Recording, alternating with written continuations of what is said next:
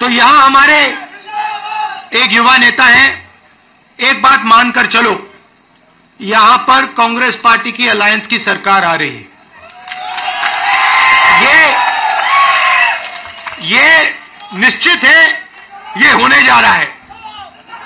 और हमारा पहला काम, हमने नेशनल मैनिफेस्टो में कहा और मैं यहां भी कह रहा हूं, जो भी सरकारी वैकेंसीज हैं उनको हम भरेंगे और एज को हम 40 साल तक एक्सटेंड कर देंगे।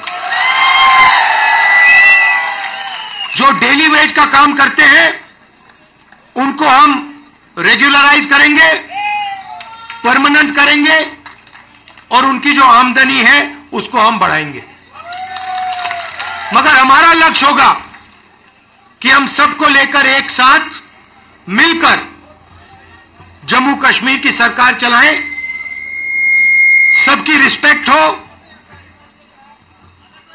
सबको एक साथ लेकर हम चलें।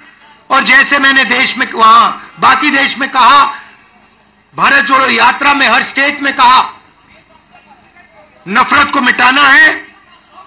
जहां भी ये नफरत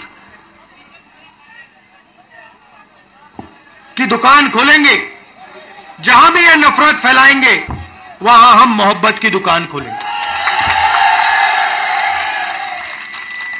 आखिरी बात मैं आपसे कहना चाहता हूं, इतनी सुंदर जगह है, चुनाव के बाद मुझे यहां आना पड़ेगा। और ये जो आपने वकार जी कर्रा साहब, ये आपने जो मेरा 45 मिनट का प्रोग्राम यहां बनाया है, यह आपने मुझे ठग लिया। यहां पे कम से कम 1 दिन, 2 दिन, 3 दिन का प्रोग्राम बनना चाहिए। मुझे ऐसी जगह देखने को नहीं मिलती है, ऐसे प्यारे लोग। कम से कम यहां मुझे 2-3 दिन के लिए लाइए और यहां घुमाइए।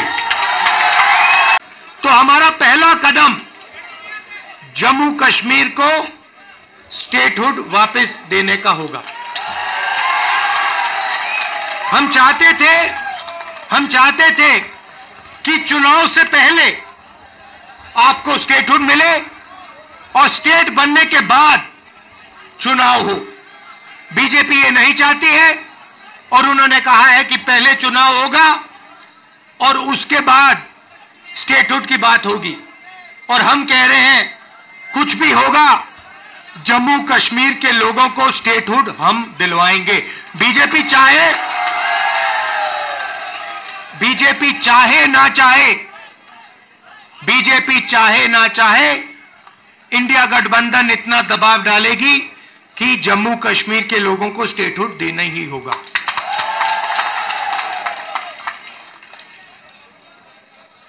यहां पे हम सब जानते हैं कि बिजली के प्रोजेक्ट्स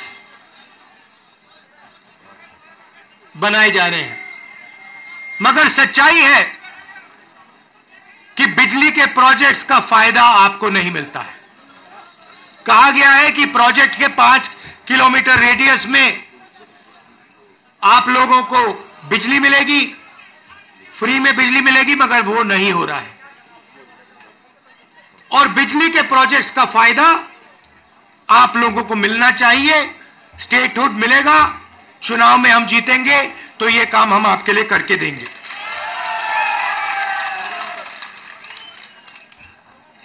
आप देश के Subscribe to Midday India. Get direct notifications on all our videos by clicking on the bell icon.